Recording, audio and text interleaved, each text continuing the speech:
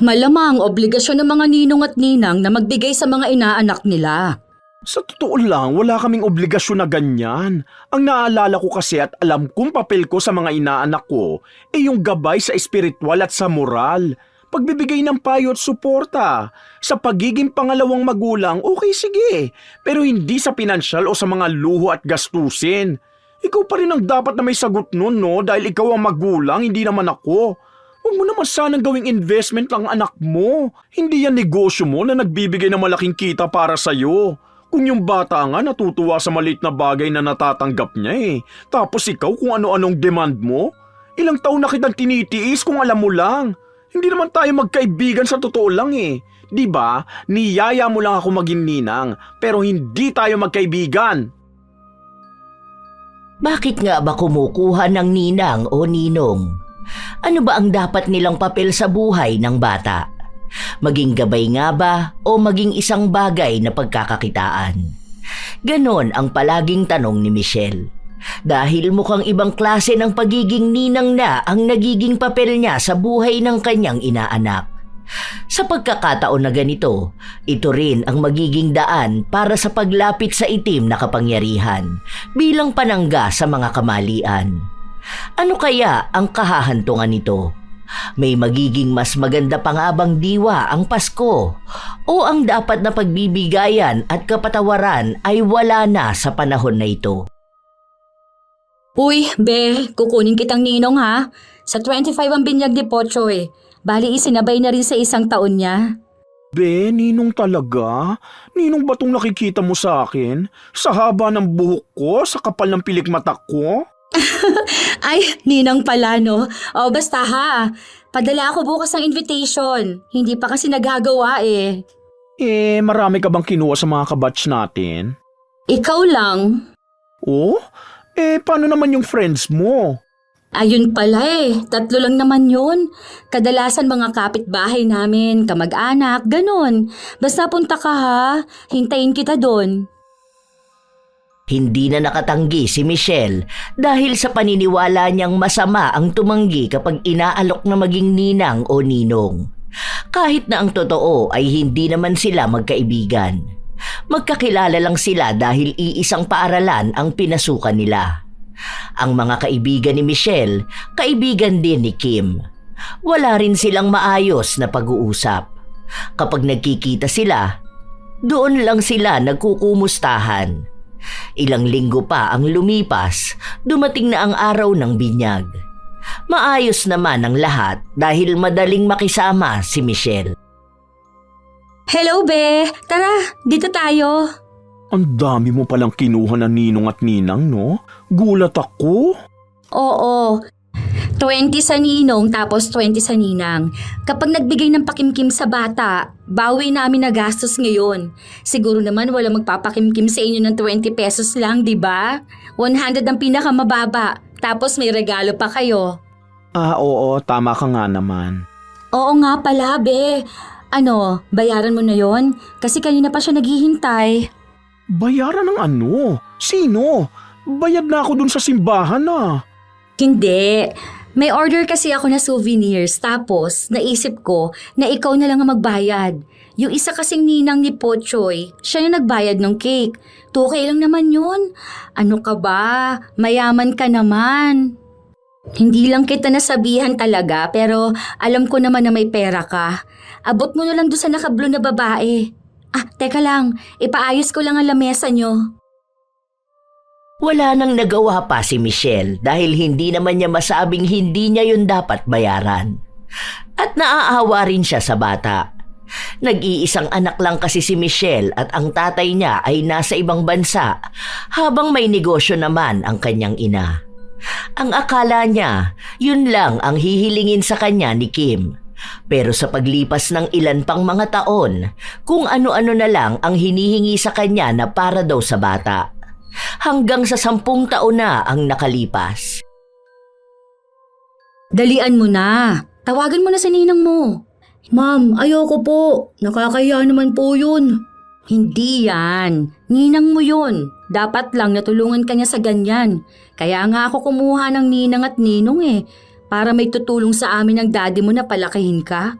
Sige na, tawagan mo na. Mayaman yun. Siya may-ari nung kainan doon sa kanto. O tapos wala naman niyang asawa at anak dahil bakla naman yan. Ayoko po, ma'am. Baka po mamaya makaaway mo siya. Hindi yan. Iba naman kasi yung si Ninang Michelle mo. Kesa dun kay Ninang Heli mo, no? Yun kasi madamot talaga yung ninang mo na yun. Hiningian ko yun ng pambayad ng uniform mo. Binigay ba naman sa akin 500 lang? Ano naman ang gagawin ko dun nasa 2,500 full set ng uniform mo. Di pa sinagot, 2 lang namang set kinuha ko. O ano, ayaw mo tumawag? O sige ako na. Hello, Mars? Hello, sorry kagigising ko lang. Anong meron? Ma'am, huwag na. Ito kasing inaanak mo may sinasabi. Ha? Tungkol saan? Kasi kailangan niya ng tablet sa school nila. Wala naman akong pambili. Nagmamaktol nga rito. Kaya sabi ko na sa'yo na magsabi. Kaso nahihiya naman daw siya. Pero ako kasi yung kinukulit. Ikaw lang naman ang ninang niya na galante magbigay. Yung iba blinak na ako. Ang sasama ng mga ugali. Naging ninang pa sila kung hindi naman sila makapagbigay para sa bata.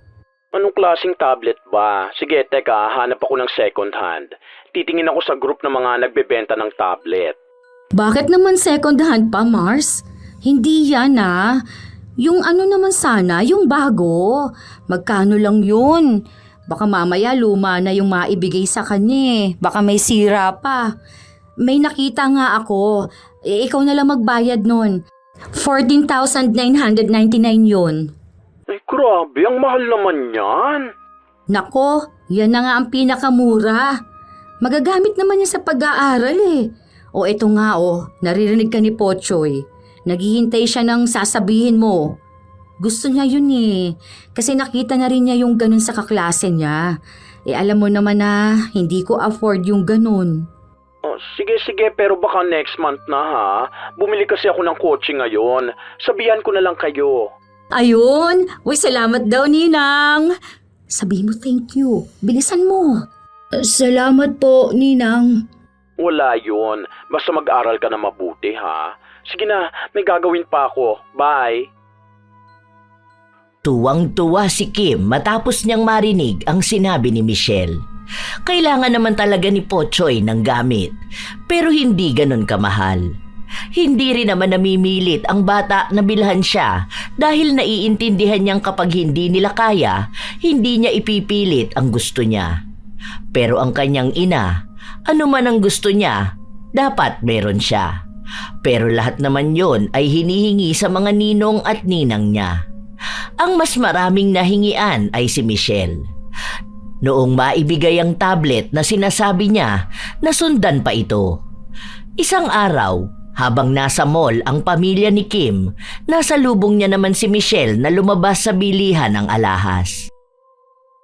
Uy, Mars, bumili ka ba dyan?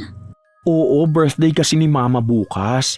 Yung order kong regalo sa kanya, next week pa pala ang dating. Kaya heto, bumili na lang muna ako rito.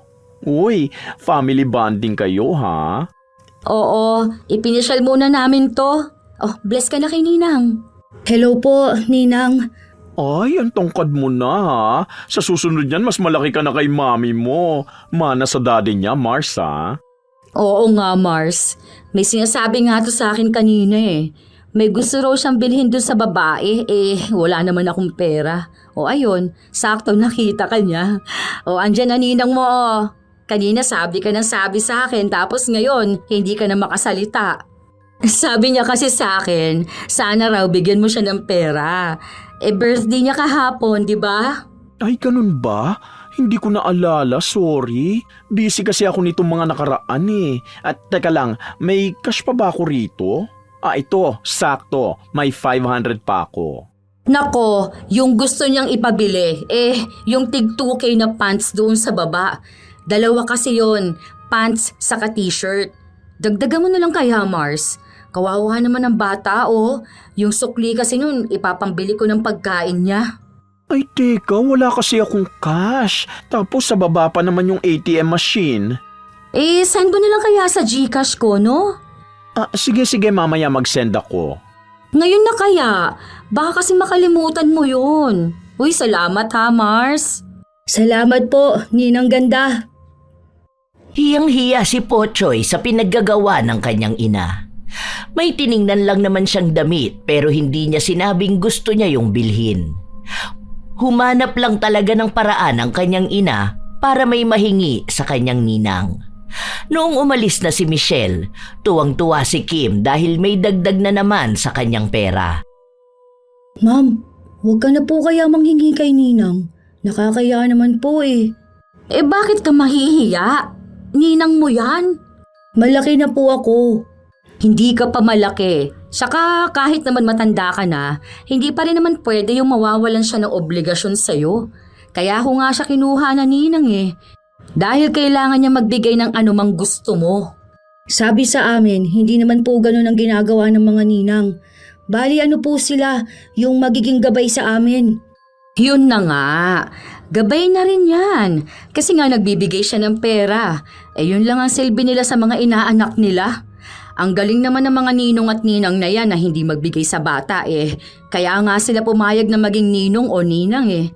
Dahil kaya nilang sumuporta sa bata. Kaya wag ka dyan ha. Mayaman yun. Umaabot ng ilang daang libong kinikita nun kada buwan ano. Barya lang sa kanya tong hinihingi mo na ito. O tara na, bumili na tayo. Habang naglalakad sila, may nakasalubong na naman silang isang ninong ni Pochoy. Uy, itong inaanak mo, naku, may gusto tong bilhin kanina. Kaso lang wala naman kaming pera. Birthday nito kahapon. Bali, ngayon lang kami nakalabas. Nagbigay ng 500 ng lalaki pero hiniritan pa ito ni Kim. Pero wala na talaga siyang maibibigay dahil maliit lang naman ang sahod nito at may ibang obligasyon na ginagawa sa buhay. Ganon ang laging ginagawa ni Kim. Madalas talaga na hinihingian niya ng pera ang mga ninong at ninang ng kanyang anak at ginagamit lang ang pangalan ni Pochoy. Isang araw, habang nasa bahay lang sila, dumating ang babala na puputulan na sila ng kuryente. Nako, ano ba naman to? Wala pa naman akong hawak dito. Naipampaayos ko na ng buhok ko eh. Ay, teka, pahingiin ko nga si Pochoy sa mga ninang niya. Pochoy! Anak! Po, ma'am? Bakit po? Oh, chat mo nga ang ninong mo at ninang. Sabihin mo need mo kamo ng pera. Baka may maibigay sila para kamo sa project mo. Ayoko po. Nakakaya naman po yun. Dalian mo na. Itong ninang mong si Gina. Kakauwi lang yan galing bakasyon sa Korea. Maraming pera yan. Tapos yung isa mo pang ninong. Tapos si Ninang Michelle mo. Ayoko ma'am. Baka sabihin nila mukha po akong pera eh. Ay nako, ano naman? Lahat naman ng tao mukhang pera, anak. Dalian mo na. Akin na nga ako na magchat-chat sa kanila. Ang dami mong arte. Mga ninong at ninang mo naman yun. Bibigyan ka ng mga yun, no? Basta manghihingi ka lang. Kailangan natin ng pambayad ng kuryente. Baka maputulan tayo nito. Hindi na nakapagreklamo ang bata dahil mismong ina na niya ang nagpadala ng mensahe sa kanyang mga ninong at ninang. Sinabi na may kailangan siya sa paaralan at kung hindi niya yon maipapasa, magkakaroon ng problema sa kanyang grado. May nagbibigay na mga ninong at ninang niya pero hindi pa rin sapat ang pera pambayad sa kuryente. Kaya pinuntahan ni Kim si Michelle sa trabaho nito. Mami, huwag na lang po kaya. Nahihiya naman po ako. Dami nang ibinibigay sa akin ni Ninong eh. Sana sa chat na lang. Hindi nga sumasagot sa chat. Hanggang 5 PM lang bayaran dito. Sabado at linggo pa susunod. Baka sa Lunes niyan, mawala na tayo ng kuryente talaga. Kaya wag ka dyan magulo ha. Tara na, wag mo kong aartehan dyan ha. Pagpasok nila sa loob, nakita nilang abala si Michelle sa dami ng papel na nasa harapan niya. Mars, anong ginagawa niyo rito? May chat kasi ako sa'yo.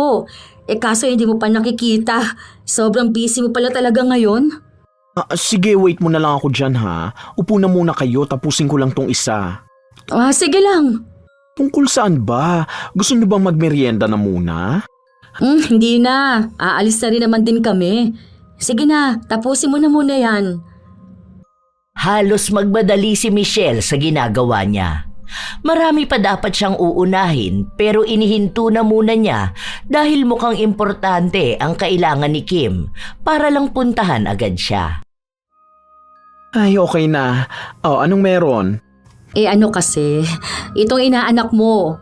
Sige na, sabihin mo na. Nahihiya na naman yata magsabi. Sabihin mo na. Tago ka ng tago dyan sa likuran ko. Ano ba yun?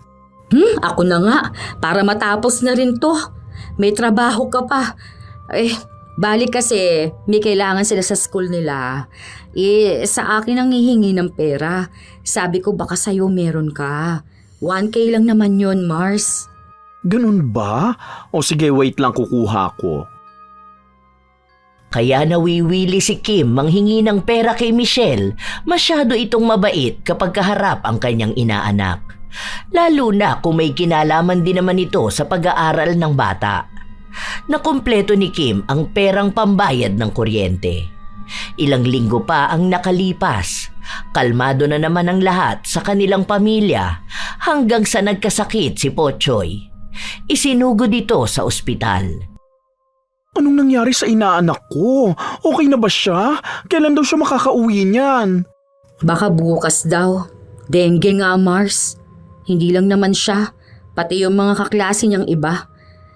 Meron din sa kabilang classroom. Ayun lang. Ibig sabihin yan malamok sa school nila. Wala man lang bang ginawang aksyon? Wala ngang pasok ngayon dahil lilinisan tapos papausukan ng school. Hirap na at baka marami pang mahawa. O sige, may dala pala ako dyan pagkain niya. May mga prutas din dyan. May isa pa nga akong problema. Baka naman pwede mo akong matulungan bumili ng gamot. Yung bang iinumin ni Pochoy, pati sana vitamins. Sabihan mo na lang ako kung anong kailangan niya, ha? Salamat, Mars. Alam mo ba, sa dami ng kinuha kong ninong at ninang ng anak ko, ikaw lang ang maaasahan sa kanila. Yung iba, ayaw na akong kausapin. Ang hinihingi ko lang naman kasi yung para lang sa bata, hindi ba? Nanghingi ba ako ng para sa akin? Hindi naman, di ba?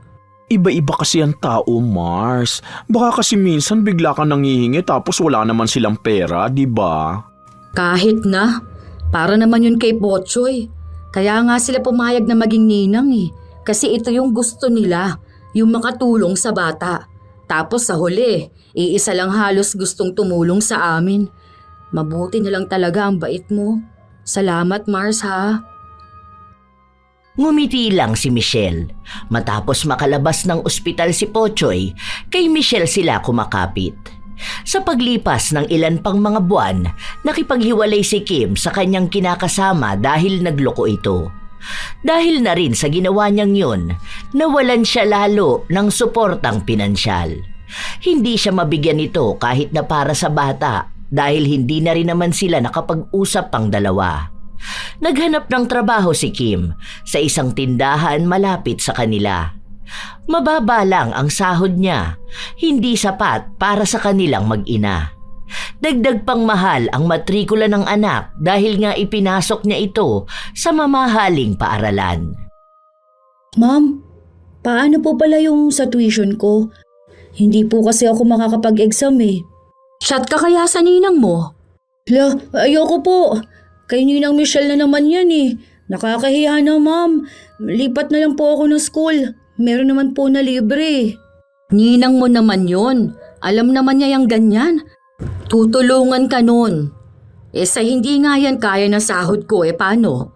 Lilipat na lang po ako. Ayoko pong palaging nangihingi sa ibang tao, ma'am.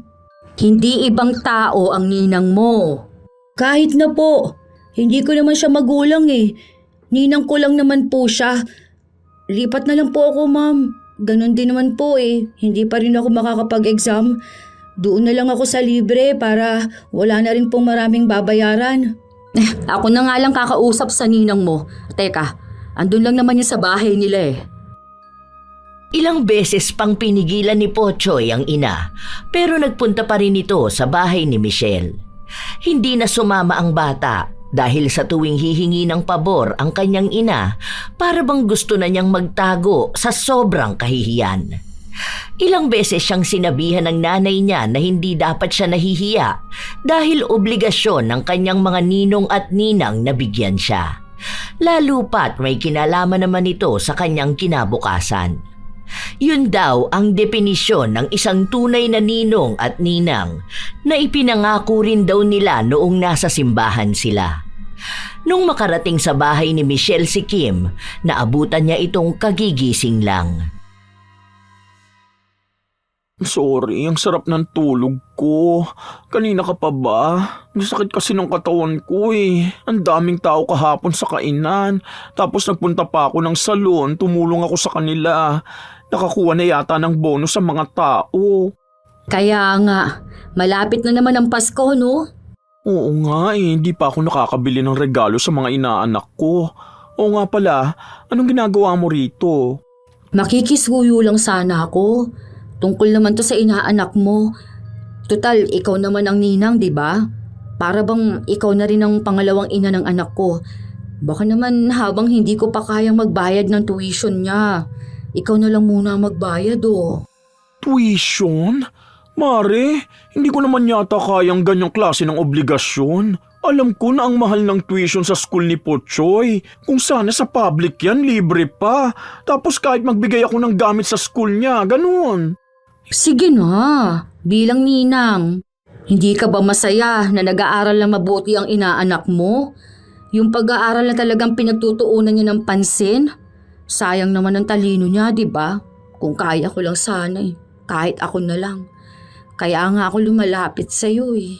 Dahil maging ako, nangihinayang kung titigil siya. Hindi naman siya patitigilin sa pag-aaral. Ang sinasabi ko lang kasi, yun bang ilipat mo na lang sa school na alam mong kaya mo siyang mapag-aral. Single mom ako. Alam mo naman yon. Mars, hindi ko inaano ang pagiging single mom mo.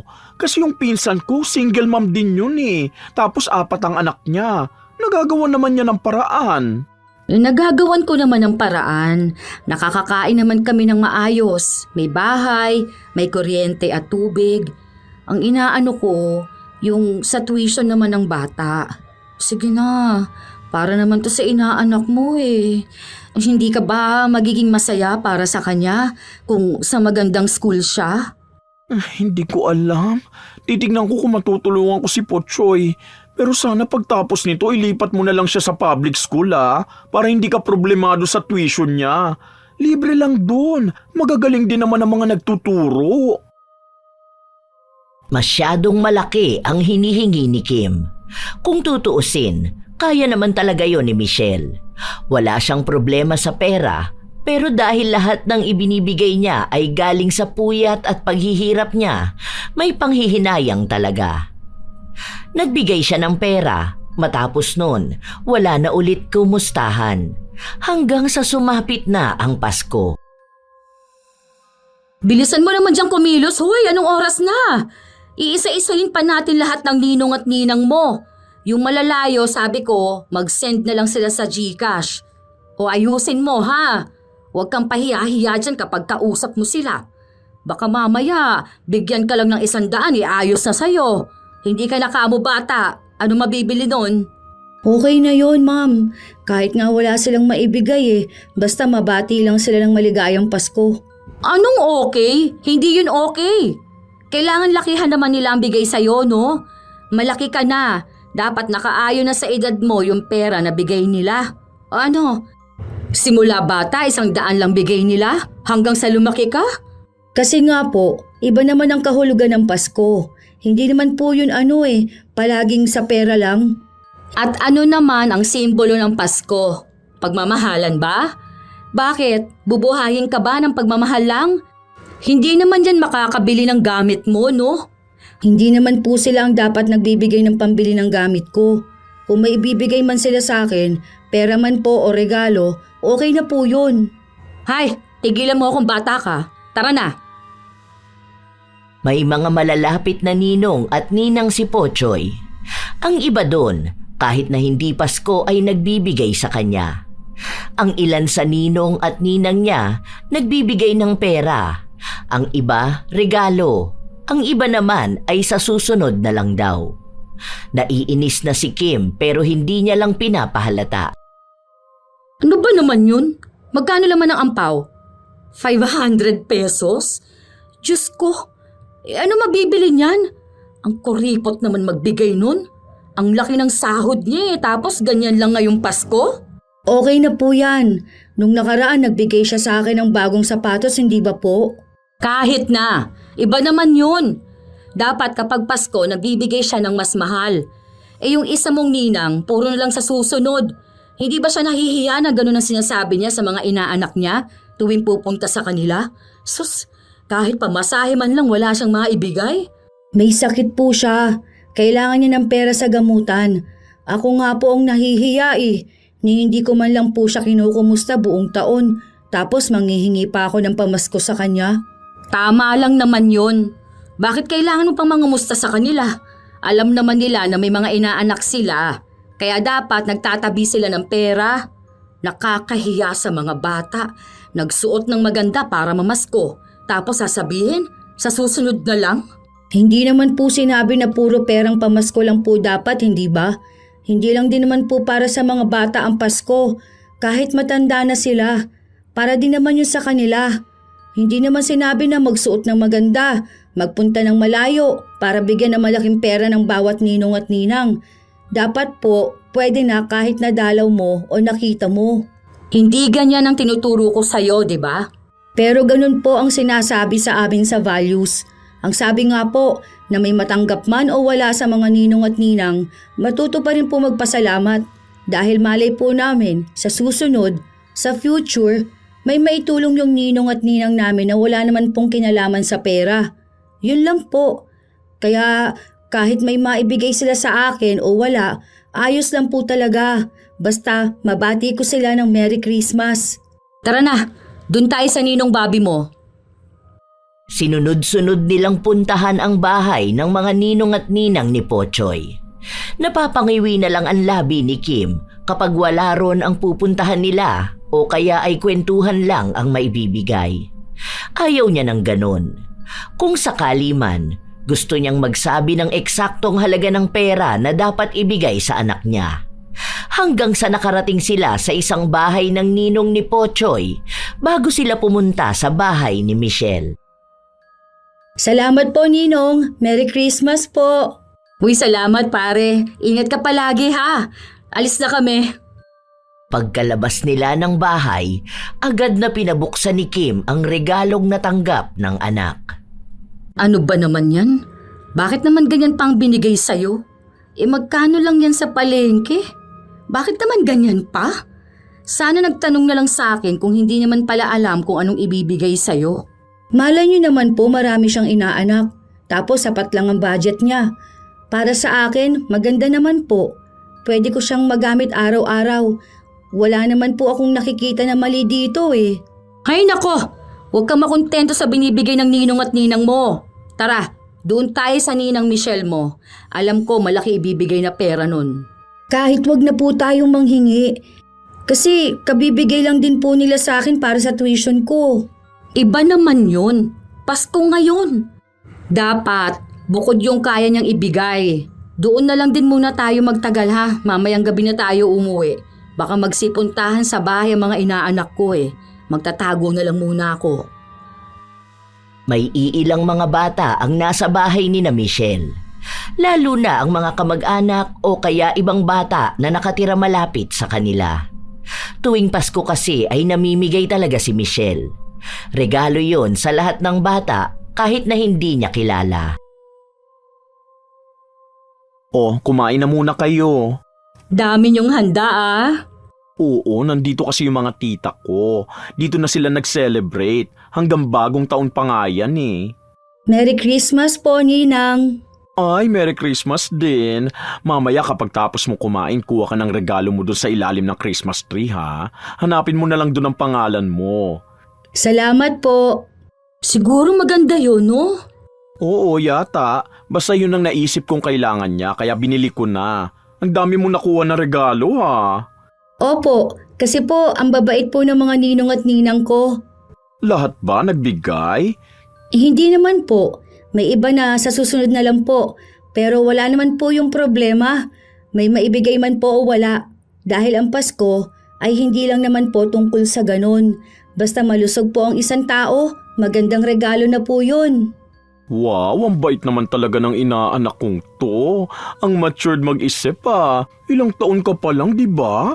Para tuloy na sa katawan ka lang ng bata dahil ang isip mo nakakapag-isip na talaga ng ganyan. Opo naman, kasi turo din po yun sa school namin. Ang sabi nga po ni teacher, kahit ano raw po ang matanggap namin, maging masaya po kami. Meron man po o wala, dahil iba-iba naman po ang simbolo ng Pasko. Hindi lang po yun sa kung anong naibibigay ng iba. May regalo naman pong hindi nakikita, tulad po ng pagmamahal. Ay, nakakatuwa ka naman talagang bata ka. Parang kahit na anong ibigay ko sa'yo, tatanggapin mo. Paano kung wala akong maipamasko sa'yo ngayon? Okay lang din po. Marami naman na po kayong naitulong sa akin eh. Kahit po hindi Pasko, nagbibigay po kayo. Nakikinig lang si Kim pero ang totoo niyan, sa kalooban niya ay naiinis siya sa kanyang anak. Gusto niya itong pagsabihan pero dahil naroon si Michelle, hindi siya makapagsalita. Umalis lang ito noong may dumating na isa pang bata na inaanak nito. Hoy, anong pinagsasabi mo dyan na okay lang na walang matanggap? Kapag talaga ikaw binigyan ng maliit na halaga niyan, nako, sinasabi ko sa'yo ha, yari ka sa akin pag uwi sa bahay. Umayos ka dyan ha. Huwag mo kung ano-ano dyan sa ibang simbolo ng Pasko. Ngayon ka na nga lang makakahingi sa mga ninong at ninang mo.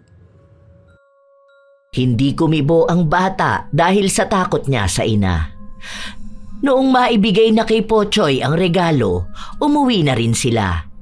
Masama ang timpla ng mukha ni Kim, kaya alam ng anak niyang baka mapagalitan na naman siya. Ano ba naman yan? Hindi man lang nagbigay ng pera si Michelle? Ano naman gagawin mo dyan sa regalo niyang sapatos sa'yo? Mahal po itong sapatos na ganito. Saka magagamit ko ito sa school. Hindi naman kasi dapat ganyan. Nagbigay sana siya ng pera. Pinera na lang niya sana. Bakit po ba kayo ang naiinis? Sa akin nga po masaya ako Natutuwa ako sa bigay sa akin, kahit na magkano pa. Hindi pwede yung ganon. Hindi pwedeng matuwa ka sa maliit na naibibigay sa'yo. Ikaw ang inaanak nila. Yun na nga po, ma'am. Inaanak nila, hindi po anak. Hindi naman po pwede yun na obligasyon ng magulang ang gagawin ng ninang. Sige po, inaantok na po talaga ako. Ilang araw nang lumipas ang Pasko hanggang sa umabot ng sumunod na taon. Walang ibang bukang bibig si Kim kundi ang maliliit na regalo na natanggap ng anak. Para bang nais niyang sumbatan ang mga ninong at ninang ni Pochoy dahil bakit yun lang ang natanggap ng anak. Habang ang bata, wala naman siyang nakikitang problema. Hanggang sa sumunod na kaarawan ni Pochoy. Ma'am, wag na lang po ako maghanda. Gusto ko yung kahit dito na lang tayo sa bahay. Oh, anong ipopost ko niyan kung wala kang handa? Baka isipin pa nila na hindi kita hinahandaan. Sino pong mag-iisip? Ayoko rin naman po kasi magganda. Gusto ko yung nasa bahay lang po tayo Wala po tayong pera. Sagot naman na ng mga ninong at ninang mo yan. Sa Jollibee na lang kaya Tapos sa invitation nila bali 2 blue bills. Ilang taon ka na nun? 11 ka na. So, 11 na ninang at ninong mo ang pupunta tapos 2 blue bills. May 2K each sa kanila. 22K na agad yun. Tapos, kada bisita dapat may regalo ka para marami kang makukuha lalo na doon sa mga kaklase mo. Sa cake naman, sasagutin na yan ni Ninang Michelle mo. Mag-o-order na pala ako para mabayaran na kaagad. Huwag na po, Mami. Ayoko ng ganyan po. Sa bahay na lang. Hindi nyo naman po kailangan magpasikat sa ibang tao Ang mahalaga po rito kung ano man yung sa atin. Yun pong para talaga sa gusto ko.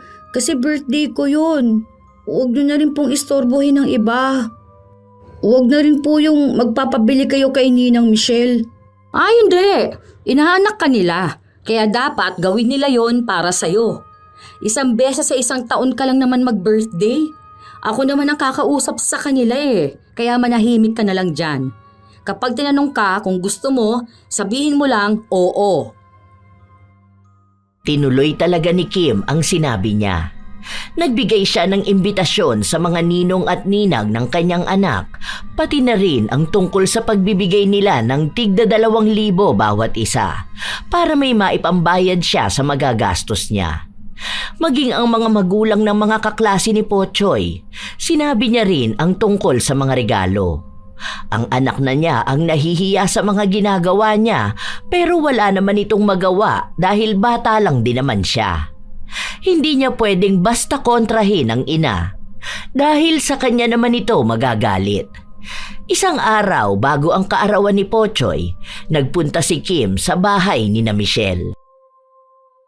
Bale, ano yon Mare? Tig 2K yung kinuha kong cake. Okay lang naman sa'yo yon kung sagot mo, di ba? Para naman yun sa inaanak mo eh. Gusto niya kasi yung design. Ang mahal naman ng cake. Kasi personalize yun, Mare ko. Dapat kahit yung maliit lang sana. Pero sige, na-order mo naman na, saka gagamitin naman bukas. Tapos yung sa 2 blue bills ha? Kasali pa ako doon? 2K naman na rin ang cake ah. Bali hindi ba yun ang ambag ko? Ito naman. Malamang kasama ka pa rin dun sa 2 blue bills. Kasi nga bilang ko na yun. Pambayad ko yun dun sa Jollibee. Okay lang yan. Para naman tong lahat sa inaanak mo. Alam mo Mars, hindi dapat ganyan. Ilang taon na kasing puro ganitong ginagawa mo. Masama ba ang loob mo na gusto kong maging masaya ang anak ko? Hindi yun ang sinasabi ko. Ito ba, yung biglaan ka nagdedesisyon ng babayaran at sasagutin ko? Birthday man o Pasko? Bakit? Di ba gano'n naman ang gawain ng ninang? Hindi ganon. Kahit na itanong mo pa sa nagbinyag kay Pochoy, hindi ibig sabihin na kami ang ninang sa amin mo na ipapasagutan lahat. Ikaw, di ba ninang ka rin? Ikaw ba nagbabayad ng cake o kaya kung ano-anong para sa mga inaanak mo? Hindi. Ang galing naman nila, di ba? Saka may mga magulang sila. O nakita mo na? Kahit ikaw hindi ka sang-ayon kapag pinasagot sa'yo ng mga magulang ng mga inaanak mo yung kung ano-ano, di ba? Kaya sana, wag namang ganun ang gawin mo sa mga ninong at ninang ni Pochoy. Isipin mo yung 2 blue bills na sinasabi mo. 2,000 rin yun, no? Ang hirap kitain ng pera. Kailangan mo yung pagpuyatan talaga. Tapos ganun mo lang hihingin. Malamang obligasyon ng mga ninong at ninang na magbigay sa mga inaanak nila. Sa totoo lang, wala kaming obligasyon na ganyan. Ang naalala ko kasi at alam kong papel ko sa mga inaanak ko yung gabay sa espiritual at sa moral. Pagbibigay ng payo at suporta. Sa pagiging pangalawang magulang, okay sige. Pero hindi sa pinansyal o sa mga luho at gastusin. Ikaw pa rin ang dapat na may sagot nun, no? Dahil ikaw ang magulang, hindi naman ako. Huwag mo naman sanang gawing investment ang anak mo. Hindi yan negosyo mo na nagbibigay ng malaking kita para sa'yo. Kung yung bata nga natutuwa sa maliit na bagay na natatanggap niya Tapos ikaw kung ano-anong demand mo. Ilang taon na kitang tinitiis kung alam mo lang. Hindi naman tayo magkaibigan sa totoo lang Di ba? Niyaya mo lang ako maging ninang, pero hindi tayo magkaibigan. Ang dami mo namang arte. Sige, kahit wag ka na magpunta. Bahala ka dyan. Para naman sa inaanak mo yan Ganyan mo ako pagsasabihan. Normal lang naman tong ganito Ginawang big deal? Parang ayaw mamigay sa inaanak? Makaalis na nga! Hindi nga nagpunta si Michelle noong kaarawan ni Pochoy. Dahil doon, nabawasan ang bilang ng iniisip ni Kim na makukuha mula sa mga ninong at ninang. Hanggang sa may iba sa kanila hindi nakapagbigay. Yung iba naman 1,000 o 500 lang dahil wala silang pera. May mga bata na nagpunta na walang regalo para kay Pochoy. Kaya nung natapos na ang handaan, umuwing inis na inis si Kim. Bakit naman ganun kagrabe magkuripot ang mga ninong at ninang mo? Kung alam ko lang sana, hindi ko na lang sila pinapunta. Sabi sa inyo, dito na lang po tayo sa bahay Hindi rin naman masaya. Hindi talaga yun magiging masaya. Paano? Binigyan nila ako ng stress. Sabi ko 2 blue bills. Tapos ano ginawa nila? Mga hindi ata nag-iisip ang mga yun. Oh, tapos ito pang si Michelle ha. Ang arte, cake lang naman na tig 2K ang pinasagot ko sa kanya. Tapos kung makapagsalita siya sa akin, parang ang dami na niyang naibigay sa'yo. Konti pa po ba yung nagawa niya para sa akin? Malamang, konti pa lang yun. Tapos panay siya reklamo. Hindi po yun konti lang, ma'am. Last year, binilhan po niya ako ng tablet. Nagbayad din po siya ng tuition ko. Naalala ko pa po nung bumili kayo ng sapatos, tapos sa kanya niyo pinabayad. Kaya marami na po siyang nagawa para sa akin. Aba, natural inaanak ka niya. Ano bang gusto niya? Parang libre lang lahat? Hindi siya magbibigay sa'yo? Hindi pwede yung ganon. Sana hindi siya pumayag na maging ninang kung hindi niya alam kung paano yon paninindigan. Pinanindigan naman po niya ang pagiging ninang niya eh. Madalas nga po kapag nakikita o nasasalubong ko siya, binabati niya ako. Kinukumusta niya ako. Tapos pinapayuhan niya po ako. Di ba po, yun naman talagang dapat? Alam mo, kahit kasabihin nilang parang matanda ka kung mag-isip, bata ka pa rin talaga. Kasi kapag tumanda ka na, makikita mo na tama ang pinagsasabi ko. Bakit po kayo? Nung nakaraan nandito yung inaanak ninyo, nangihingi ng damit sa inyo pero hindi nyo naman binigyan. Pinaalis nyo nga po agad eh. Diba? Kung hihingi po kayo sa mga ninang ko, dapat kayo bilang ninang, ginagawa nyo rin po yun sa mga inaanak nyo. Paano ba kasing hindi? Sa namimihasa sila nang hingi ng hingi kahit na hindi pa naman Pasko. Ganun na rin po ako, hindi ba po? Wala naman po akong pagkakaiba bilang inaanak eh. At doon po sa mga inaanak mo rin bilang ikaw po ang ninang. Ikaw bata ka? Lagi mo akong iniinis. Matulog ka na nga. Ang sabi mo kanina, inaantok ka na eh. O siya, doon ka na. Sa mga araw na lumipas, hindi na nagkakausap sina Michelle at Kim. Hindi rin kasi nanghihingi si Kim kaya baliwala pa sa kanya ang presensya ni Michelle. Dahil wala siyang pakialam sa mga ninong at ninang ng anak niya kung wala naman siyang makukuha sa mga ito.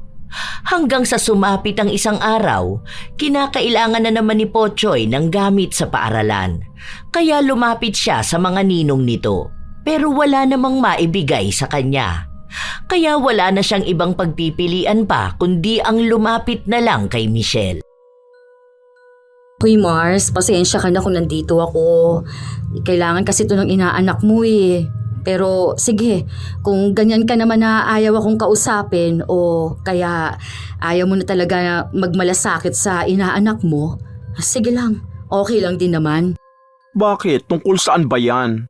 Kailangan kasi ng bayad doon sa field trip. Alam mo naman na magkano lang ang sweldo ko, di ba? Hindi naman ako nangihingi ng kahit na ano sa'yo eh. Ano lang to, para sa kasiyahan ng inaanak mo. Kasi kung may pera lang talaga ako, hindi na ako lalapit sa'yo. Siya lang yung hindi makakasama kung sakali. Uy, pero ito kung okay lang naman sa'yo ha. Hindi ko naman sinabi na obligasyon mo to. Ayoko naman na magalit ka na naman dyan. Magkano ba yun? Send mo na lang sa akin. Pagkatapos nito, sana wag mo nang pasaliin sa kung saan-saan ng bata lalo na kung hindi naman dapat. Salamat ha.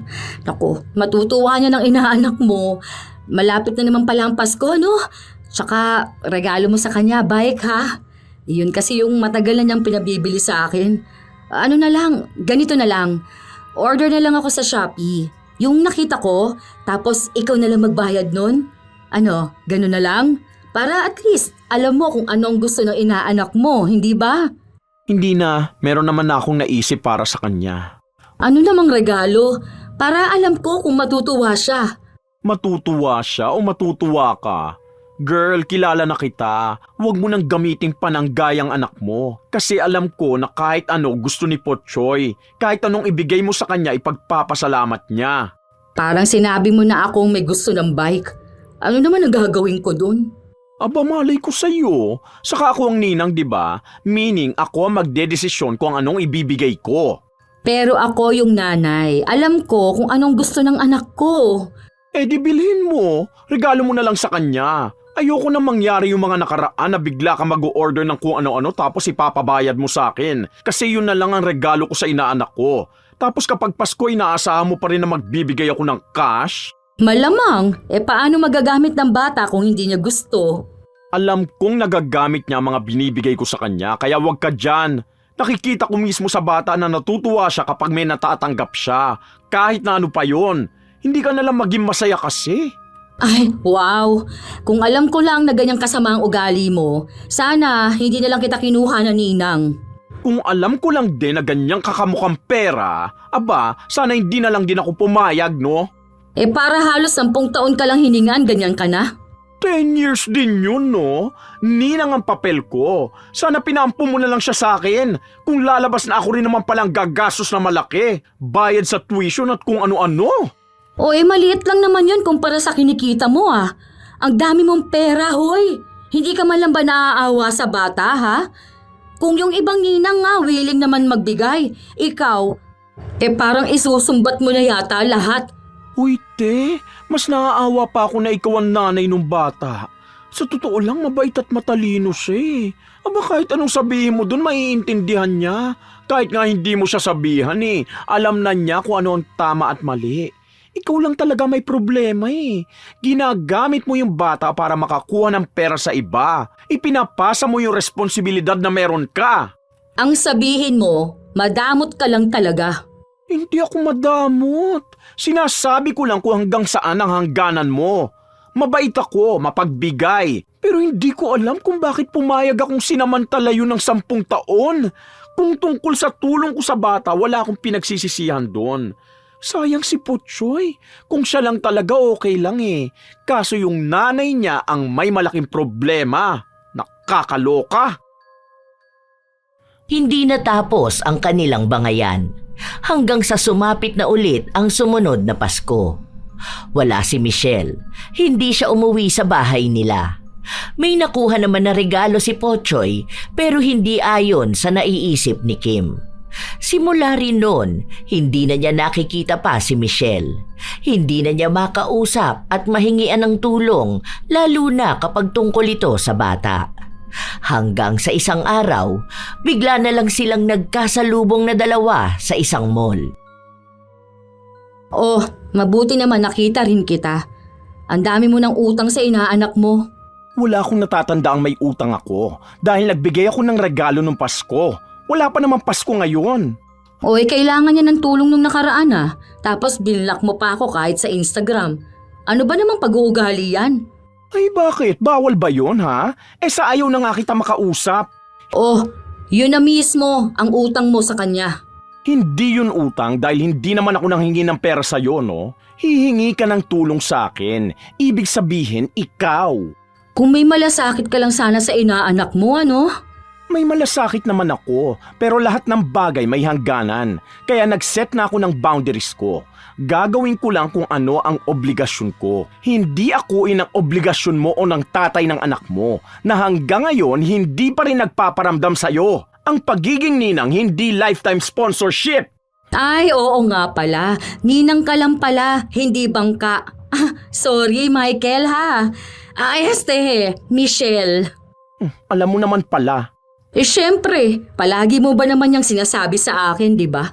Kaya sorry ha kung humihingi ako ng para sa inaanak mo. Kasi hindi mo alam obligasyon mo bilang ninang. Okay. So ganyan lang talaga? Walang pagbawi man lang? Ninang ako. Ninang ha? Hindi ako co-maker. Yung tatay nga di mo maobliga. Tapos ako pa na ninang lang naman. Ay, ayoko ng stress. Bahala ka sa buhay mo. Ilang beses na sinubukan ni Kim na bumili ng gamit at ipapangalan niya kay Michelle para ito ang magbayad. Pero hindi niya magawa. Hindi na katulad noon si Michelle. Mabait ito noon na kahit anong gusto niya para kay Pochoy ay ibinibigay. Hanggang sa isang araw, bigla na lang nagkasakit si Kim. Namamaga ang panga niya. Sumakto pa noon na Pasko na naman. Ma'am, magpa-check up ka na po kaya. Hindi yung panay ka po inom ng gamot, hindi naman tumatalab. Masama pa naman yan yung basta ka iinom ng gamot. Baka mamaya lalo lang pinapalala niya ng sakit mo. Hindi yan. Noong mga bata pa kami, Kapag naman may masakit sa amin, mefenamic lang yan. Kapag masakit ang ngipin, inom lang nun, gagaling ka na. Hindi naman po basta masakit lang yung panga ninyo eh. Namamaga pa po oh. Halata talaga masyado. Para ka pong may beke tapos namumula pa. Kamo kapag nasasanggi mo, nasasaktan ka po. Oh, ibig sabihin po nun may kakaiba. Saka na yan. Sa susunod na lang. O ano na, bakit hindi ka pa nakabihis dyan? Anong oras na oh? May maaabutan ka pa ba niya sa mga ninong at ninang mo? Hindi naman po ako mamamasko eh. Anong hindi? Hindi pwede yung ganyan. Magbihis ka doon. Huwag mo akong simulan, Pochoy. Matanda naman na po ako. Hindi na ako dapat nagbabahay-bahay. 11 years old ka pa lang. Anong matanda ka na? Nakakahiya naman po. Lagi na lang akong nangihingi ng regalo at pera sa kanila. Eh kung magbibigay man po sa akin, mas gusto ko sana yung kusa nilang gagawin. Hindi yung dahil lang po sa gusto ninyong lagi nila akong bibigyan. Magbihis ka na at sasamahan kita. Huwag mong sabihin yan ha? Dahil malaking pera ang nakukuha mo kada Pasko. Lalo na dun sa mga ninong at ninang mong walang oras bumili ng regalo. Kailangan mo ng pera. Ilang beses pang pinilit ni Kim ang anak bago niya ito napapayag na magbihis at mamasko. Tumutuntong na kasi sa pagiging binatilyo si Pochoy. Nakikita niya ang iba sa mga kaedaran niyang hindi na nagbibihis ng maganda at nagbabahay-bahay tuwing Pasko. Nagiging normal na araw na lang sa kanila. Yun naman sana ang nais ni Pochoy. Kung sakali man na may magbibigay sa kanya ng pera o regalo, tatanggapin niya ito. Pero hindi siya pipilit ng iba na bigyan siya. Lumipas ang oras, walang gaanong nagbibigay kay Pochoy. Minsan, mababa lang talaga ang halaga na hindi kinatutuwa ni Kim. Noong bago maghapon, nagpunta sila sa bahay ni na Michelle pero sinabi sa kanya ng kasambahay na 1 buwan na raw hindi umuuwi si Michelle. Lumipat na ito ng bahay at naghihintay na lang din sila ng bibili ng lumang bahay. Ay, hindi pwede yung ganyan. May kontak ka ba sa kanya? Baka naman pwedeng sabihin mo sa kanya na magbigay siya ng pamasko dito sa inaanak niya. Mami, wag na po. Hayaan niyo lang po si Ninang. Baka po may problema yun kaya umalis siya rito. Walang problema yung bakla na yun. Baka naglalaro na naman siya ng ganda-gandahan niya. O tapos, hindi na naman magbibigay sa'yo. Ah, alam ko na. Baka tinataguan na nun lahat ng mga inaanak niya. Eh kung hindi ba naman makapal ang mukha, hindi ba? May utang siya sa'yo ngayong Pasko. Aray! Bigla ba namang sumakit ang panga ko? Kakasalitaan niyo po kasi yan eh. Huwag na kasi kayong daldal ng daldal. Basta sabihin mo sa amo mo ha. Mahiya naman siya sa inaanak niya. Hindi man lang siya nagbigay. Nagtago pa talaga no? Umuwi sila ng bahay na walang ibang bukang bibig si Kim kundi ang ginawa ni Michelle na pagtatago kung kailan Pasko na naman. Inis na inis siyang walang gaanong pera na nakuha ang anak niya. Ano ba naman yung mga ninong at ninang mo? Ang kukuripot? Nakakainis na sila ha? Magkano lang to? Ni hindi pa makakabayad sa pambili mo ng PE uniform. Bakit naman ganyan sila? Baka po dahil sa hirap ng buhay. Ang mahalaga naman po may matanggap. Kaya nga ayoko na rin pong mamasko dahil naaawa na rin po ako sa kanila. Ay, tigilan mo ako Pochoy. Ang dami mo ring arte sa kape. Paano ko kaya...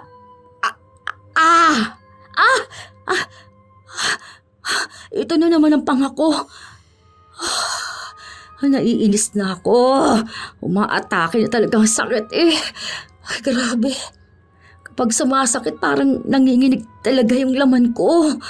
Kasi nga po, huwag na po kayong salita pa ng salita ng kung ano-ano. Kung hindi naman po talaga kailangan, di ba? Puro na naman din tungkol sa paninira mo kay Ninang Michelle yan Hindi mo na lang po siya hayaan sa buhay niya. Kung magbibigay po siya, okay lang po. Kung hindi, ayos lang din naman po. Palagi namang ganyan na lang ang sinasabi mo. Aray! Ano ba naman? Ano pa to?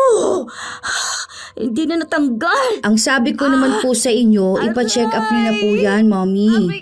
Lalala po talaga kasi yan eh.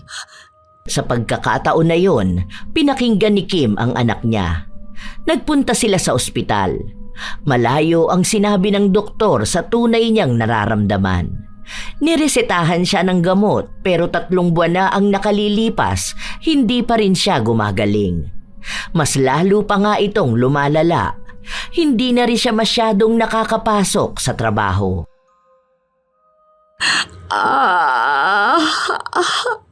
Ayoko na. Sobrang sakit na talaga. Parang nilalamog yung panga ko sa sakit. Aray. Bakit ba ito ganito? Pwede bang gumaling na ako? Mumog ka po kaya ng maligamgam na tubig na may asin. Ginawa ko naman yun eh. Hindi naman umiepekta sa akin. Ewan ko ba? Ayun na naman. Hindi ko may paliwanag kung anong klaseng sakit. Pero masakit talaga, grabe. Sobra. Hindi po umiepekto ang gamot? Ano po bang sabi ng doktor? Hindi talaga. Ayoko na ng ganitong pakiramdam, anak. Grabe. Grabe ang paghihirap ko. Naiiyak na ako. Ilang buwan pa ang lumipas, hindi pa rin gumagaling si Kim. Kahit na anong gamot na ang inumin niya ay walang nangyayari. May mga napapanood siyang paraan para mawala ang sakit ng panga niya. Ginagaya niya naman ito, pero saglit lang ang epekto sa kanya. At kapag bumalik naman ito ay sobrang sakit naman ang nagiging kapalit. Hanggang sa mga sumunod na buwan, malapit na ulit magpasko. Alam mo na ako anong gagawin mo sa Pasko, ha? Baka hindi na kasi kita masamahan yan. Sobrang sama talaga ng pakiramdam ko eh. Nilalagnat ako kapag sobrang sakit ng nararamdaman ko. Basta, huwag ka mag-iinarte, ha? Hindi na lang po ako mamamasko, Ma'am. Okay na po ako dito sa bahay. Alagaan na lang po kita. Aray! Oh, lalong sumasakit ang panga ko dahil sa ginagawa mo. Umayos ka nga dyan. Para kang tanga. Matanda na po ako, ayoko na po mamasko. Dapat ako naman na po yung nagbibigay ng pamasko sa kanila eh. Tigilan mo ako. Huwag mo akong artehan ngayon. Aray! Lalong sumasakit tong panga ko sa'yo eh. Magpunta ka sa bahay ng ninang Michelle mo. O kaya i-chat mo. Manghingi ka ng pamasko sa kanya. Wala na po. Iba na nakatira sa bahay nila eh. Tapos wala naman na po siyang account.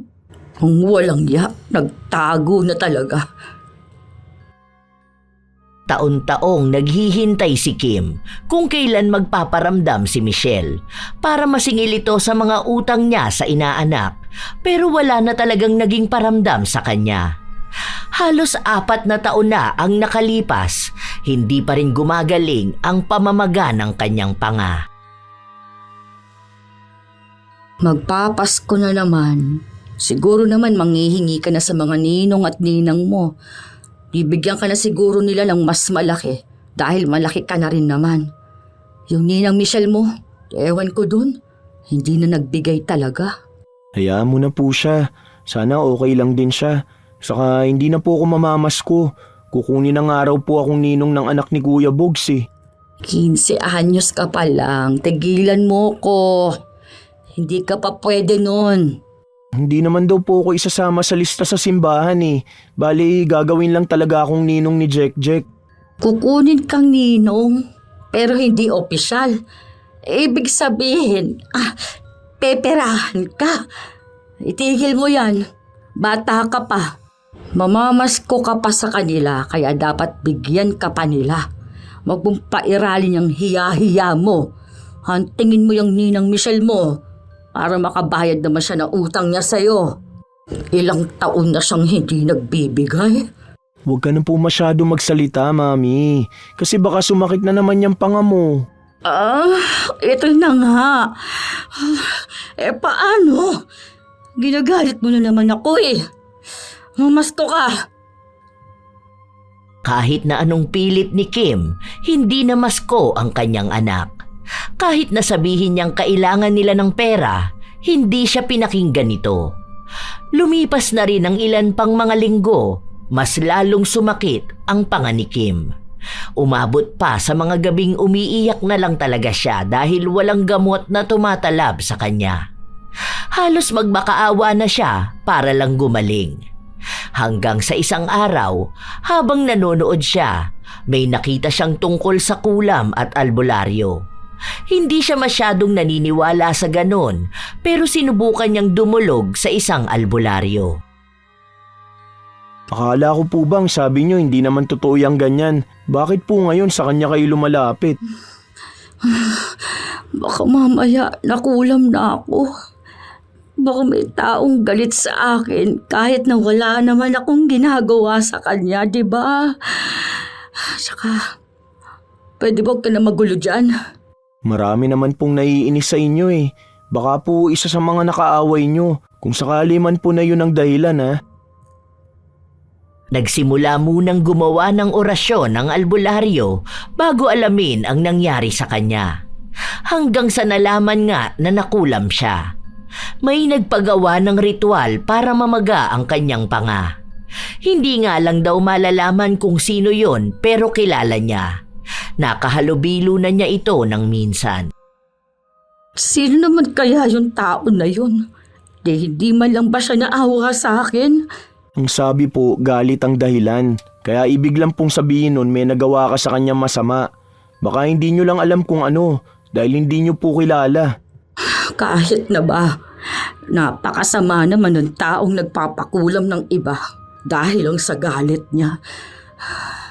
Bakit hindi na lang niya kausapin ako na maayos, hindi ba? Baka naman po kinausap na kayo. Kaso kayo po ang may problema. Alam mo, kung wala lang masakit sa akin, nalagot ka na talaga. Tara na nga, buwi na tayo.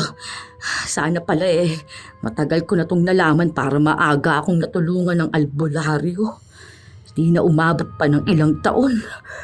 Ngayon, mas mahirap na tuloy maggamot. Pero posible pa naman. Hindi nawawalan ng pag-asa si Kim na gagaling pa ulit siya. Ilang beses siyang bumalik sa albularyo para magpagaling. Buwan na rin ang inabot bago yon naagapan. Gumaling din naman siya agad, pero matapos nun ay bumalik na naman siya sa pagiging palahingi sa mga ninong at ninang ng anak.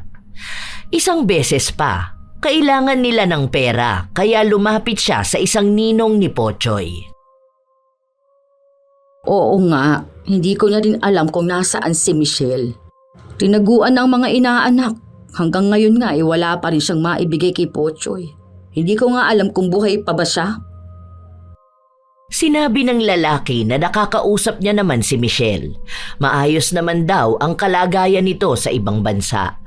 Hindi pa raw ito bumabalik ng Pilipinas simula nung umalis ito at wala rin naman daw siyang balak na bumalik. Paano yun? Mag-isa lang siya doon kapag Pasko? Baka yung mga inaanak na lang niya doon ang binibigyan niya, no? Iba raw ang klase ng Pasko sa ibang bansa. Hindi ito kasing saya sa Pilipinas. Lalo na't wala namang namamasko sa kanila at walang magulang na namimilit na magbigay ng pera at obligahin dahil lang sa inaanak nila ang bata. Alam na kaagad ni Kim kung ano ba ang ibig sabihin nito. Nung makauwi siya, inis na inis siya lalo. Bakit po, Mami? Nakasimangot ka na naman po. Paano ba namang hindi ako sisimangot? Yung ibang tao pala nakakausap ni Michelle tapos ako, tayo. Ayaw niya kausapin. Ano naman pong problema dun? Desisyon niya naman po yun eh. Hindi yun ganun lang. Ang inaano ko rito, yung dapat na pamasko na makukuha mo sa kanya. Ni hindi man lang ba siya makatulong sa'yo? Di naman po yun problema eh. Sabi ko naman sa inyo kapag hindi naman problema ang isang bagay, hayaan nyo na lang sana. Kung hindi siya nagbibigay ng pamasko, hayaan na natin. Yun lang naman ang wala. Kung sakali man po sa future na magkikita ulit kami, may maibigay man siya sa akin o wala, ayos lang din yun. Nasasabi mo lang yan dahil bata ka pa. Hindi mo alam kung anong halaga ng pera. Yan kasing hirap sa'yo. Puro ka na lang oo. Kayo po ba bilang ninang ganun po ba kayo mamigay? Di ba nung nakaraan nagkita kayo ng kumare mo?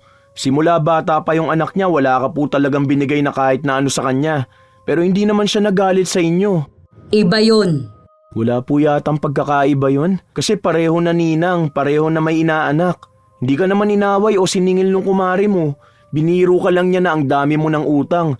Pero halata na wala naman siyang pakialam doon. Alam niyo ba kung bakit? Dahil alam niya sa sarili niya na mali ang mamilit o manghingi sa mga ninong at ninang. Dahil anak niya yun. Obligasyon niya ang anumang meron sa bata. Anak lang kita. Bata ka pa, kaya wala kang alam sa buhay. Kaya wag mo kong pagsasalitaan ng ganyan, ha? Umayos ka sa akin, ha? Bata pa po ako. Pero sabi nila matured akong mag-isip at kausapin. Bata ka pa rin. Hindi mo pa rin naiintindihan ang buhay. Alam ko naman po yun. Hindi rin naman ako umasta na matanda eh. Ang sinasabi ko po, yung pagiging inaanak ko sa mga ninang ko. Kasi lagi nyo na lang akong pinipilit sa gusto nyo. Lagi nyo sinasabi sa akin na manghingi ako sa kanila. Tapos minsan kayo na ang gumagawa nun. Mami, kung alam nyo lang kung paanong hiyang-hiya ako kapag inaabutan ako ng mga ninong at ninang ko. Lalo na kapag ginagamit nyong pangalan ko. Nakakahiya yun ng sobra. Eh hindi ka nga dapat nahihiya, di ba? Dahil obligasyon nila yun. Hindi ka naman kasi nakikinig sa akin. Ayan na naman tayo eh. Gusto mo na naman ipilit yung paniniwala mo. Ano ba naman ang mga kabataan ngayon?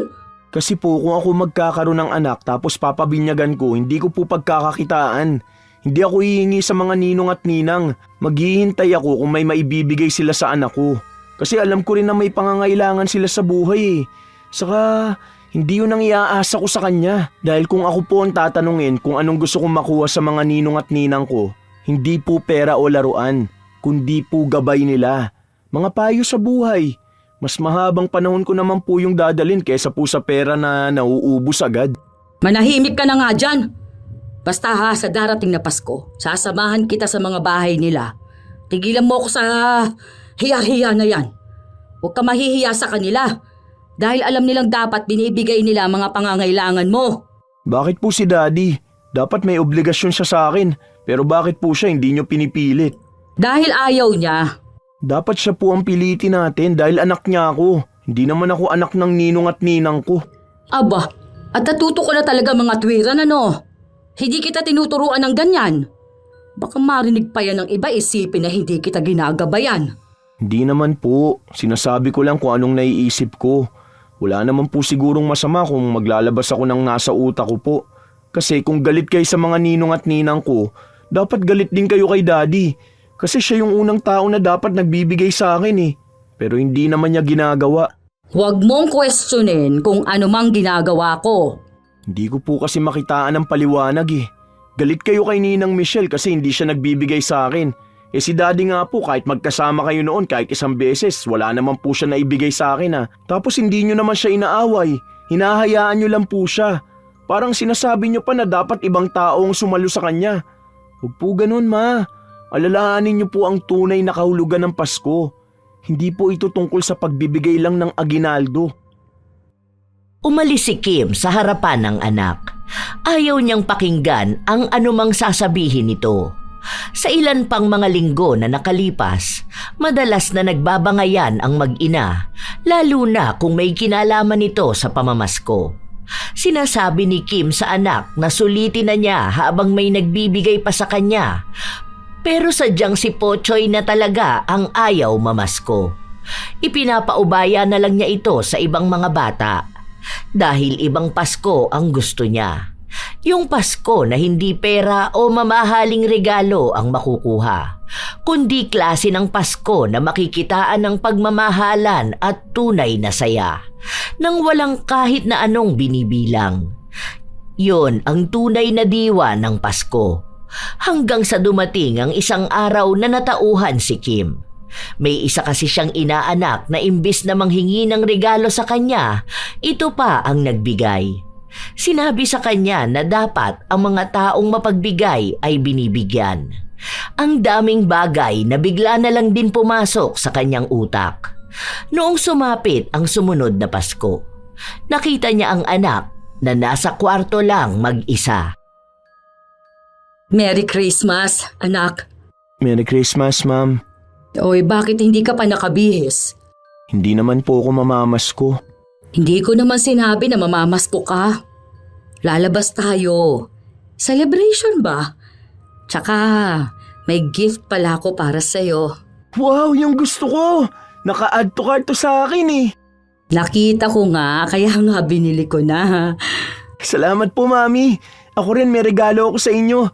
Sana magustuhan niyo po. Ay! Ito ba yung damit na tinitignan mo sa mall nung nakaraan? Nako, uy, ang mahal nito ah. Nag-abala ka pa talagang bumili ha. Pero salamat dito anak ko. Sobrang na-appreciate ko talaga ito. Huwag ka po mag-alala. Dahil sa mga susunod na Pasko po, mas maganda pa maibibigay ko sa inyo. Sa ngayon, yan lang po ang kinaya ng ipon ko eh. Ano ka ba? Kung ano ang bigay mo, magugustuhan ko talaga yon. Eh di ba nga, ang pagbibigayan sa Pasko, simbolo ng pagmamahalan? Dahil ang puso ng Pasko ay pagmamahalan. At ang isa sa pinakamasayang regalo na natatanggap ko tuwing Pasko ay ang kasama ka. Kaya pasensya ka na kung ilang beses kitang pinilit noon. Ikaw pala yung napapahiya sa ginagawa ko. Ayos lang po yun, Mami. Ang mahalaga po, hindi na lang po uulitin. Naging masaya ang kanilang Pasko dahil magkasama sila. Kahit na silang dalawa lang, ramdam nila kung gaano makabuluhan ang lahat. Hindi na talaga namasko si Pochoy, pero may ilan siyang mga ninong at ninang na nagbibigay sa kanya ng kusa, kahit na hindi siya manghingi. Hindi na rin nagparamdam o nagpakita sa kanila si Michelle. Nais pa naman sanang humingi ng tawad ni Kim dahil alam niyang kay Michelle siya nakagawa ng hindi maganda. Kaya idinaan na lang niya sa panalangin ang paghingi niya ng tawad.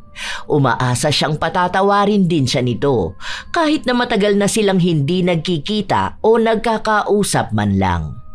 Naging malaking tulong talaga si Pochoy sa kanyang ina para lang mapagtanto nito kung ano ang mali niyang nagawa. Sadyang pinili lang kasi ni Kim na pagkakitaan ang kanyang anak sa pag-aakala na gano'n ang tunay na ibig sabihin ng Pasko. Tunay naman na maraming magulang ang ginagawang negosyo ang mga anak. Pinipilit na ilapit sa mga ninong at ninang para hingian ng pera. Isang malinaw na kamalian na unti-unting sumisira, hindi lamang sa ugnayan ng pamilya, kundi pati sa dangal ng bata at sa diwa ng Pasko. Hindi pera ang tunay na naging problema, kundi ang pagtingin sa bata bilang paraan ng pagkakakitaan. Kapag ang isang magulang ay nasanay na ipasa ang responsibilidad sa iba, unti-unting nawawala ang hangganan ng tama at mali. Ang obligasyon na dapat ay nasa magulang, nagiging pasan ng mga taong minsan lang pinili, hindi dahil sa tunay na ugnayan, kundi dahil sa inaasahang pakinabang. Ang pagiging ninong at ninang ay hindi kontrata ng habang buhay na gastusin. Hindi ito garantiya ng buwanang tulong, mamahaling regalo o salaping maaaring singilin tuwing may kailangan. Ang kanilang papel ay paggabay sa bata, hindi tagapondo, saksi sa paglaki, hindi bangko, katuwang sa payo, hindi kapalit ng magulang.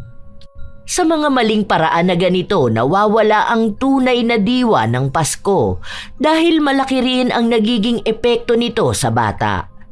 Ang Pasko ay hindi panahon ng paniningil kundi ng pag-unawa. Hindi ito araw ng obligasyon kundi ng kusang loob. Hindi ito pista ng luho kundi ng pag-asa. Para naman sa mga magulang, huwag gawing negosyo ang mga anak. Para sa mga ninong at ninang, mahalaga ring igalang ang sariling hangganan. Ang pagtulong ay nawawala ng saysay kapag ito ay sapilitan. Lagi nating tatandaan na ang anak ay biyaya, hindi negosyo. Ang ninong at ninang ay gabay, hindi bangko. At ang Pasko ay hindi panahon ng paniningil, kundi panahon ng pagmamahal na walang presyo.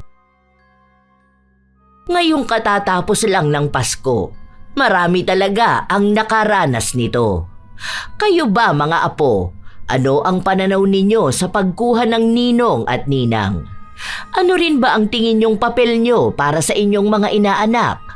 Kung kayo rin ay may opinyon at komento sa ating bagong kwento, maaari nyo yang ibahagi para aming mabasa. Naway may magandang aral na naibahagi ang ating bagong kwento. Ito ang inyong Lola Telang at maraming salamat sa pakikinig nyo mga apo.